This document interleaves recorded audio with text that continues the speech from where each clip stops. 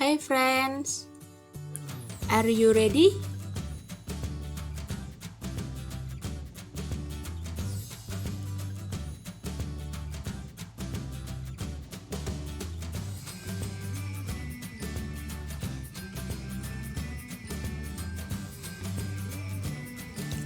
Welcome back to my channel. Sebelum lanjut menonton video ini, jangan lupa untuk like, comment, and subscribe guys. Assalamualaikum warahmatullahi wabarakatuh. Perkenalkan, nama saya Mia Aryani dari kelas 5B dengan NIM 151421038, jurusan Pendidikan Guru Sekolah Dasar, Fakultas Ilmu Pendidikan, Universitas Negeri Gorontalo. Video ini saya buat untuk memenuhi tugas mata kuliah Media dan Sumber Belajar dengan dosen pengampu Bapak Dr. Rustam I. Husain MPD. Video ini merupakan video lanjutan dari part sebelumnya tentang kriteria dalam memilih media pembelajaran. Untuk video kali ini saya akan menjelaskan mengenai mengenal media pembelajaran di SD dan terdapat beberapa poin. Yang pertama, mengenal media pembelajaran di SD. Kedua, ciri-ciri media pembelajaran di SD. Dan yang ketiga, cara memilih media di tingkat SD. Mengenal media pembelajaran di SD. Istilah media berasal dari bahasa Latin yang merupakan bentuk jamak dari medium. Secara harfiah, berarti perantara atau pengantar. Pengertian umumnya adalah segala sesuatu yang dapat menyalurkan informasi dari sumber informasi kepada penerima informasi. Istilah pembelajaran lebih menggambarkan usaha guru untuk membuat belajar para siswanya. Kegiatan pembelajaran tidak akan berarti jika tidak menghasilkan kegiatan belajar pada para siswanya. Pekerjaan mengajar tidak selalu harus diartikan sebagai kegiatan menyajikan materi pelajaran. Masih banyak cara lain yang dapat dilakukan guru untuk membuat siswa belajar. Peran yang seharusnya dilakukan guru adalah mengusahakan agar setiap siswa dapat berinteraksi secara aktif dengan berbagai sumber belajar yang ada. Media menurut AECT adalah segala sesuatu yang digunakan orang untuk menyalurkan pesan, sedangkan GY mengartikan media sebagai jenis komponen dalam lingkungan siswa yang dapat merangsang mereka untuk belajar. Briggs mengartikan media sebagai alat untuk memberikan perangsang bagi siswa agar terjadi proses belajar. Media pembelajaran adalah media yang digunakan dalam pembelajaran, yaitu meliputi alat bantu guru dalam mengajar serta sarana pembawa pesan dari sumber belajar ke penerima pesan belajar atau siswa. Peranan media yang semakin meningkat sering menimbulkan kekhawatiran pada guru. Hal itu tidak perlu terjadi, masih banyak tugas guru yang lain seperti memberikan perhatian dan bimbingan secara individual kepada siswa yang selama ini kurang mendapat perhatian. Jika guru memanfaatkan berbagai media pembelajaran secara baik, guru dapat berbagi peran dengan media. Peran guru akan lebih mengarah sebagai manajer pembelajaran dan bertanggung jawab menciptakan kondisi sedemikian rupa agar siswa dapat belajar. Untuk itu, guru lebih berfungsi sebagai penasehat, pembimbing, motivator, dan fasilitator dalam kegiatan belajar mengajar. Ciri-ciri media pembelajaran di SD.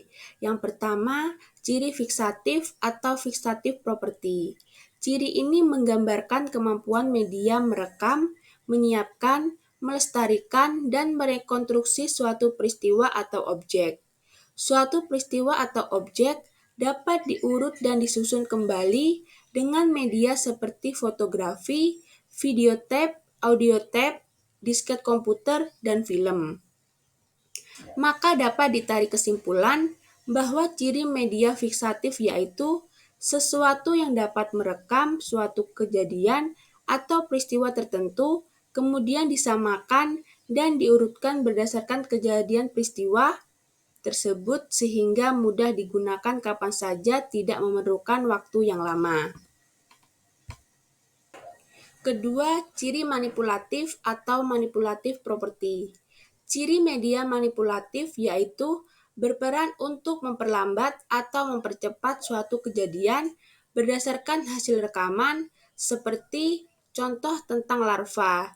Jika tidak menggunakan media manipulatif, maka prosesnya akan lama, sebab larva menjadi kupu-kupu membutuhkan beberapa minggu. Dengan menggunakan media manipulatif, maka siswa akan menjadi lebih paham dan mengerti karena prosesnya secara cepat dengan menggunakan media manipulatif.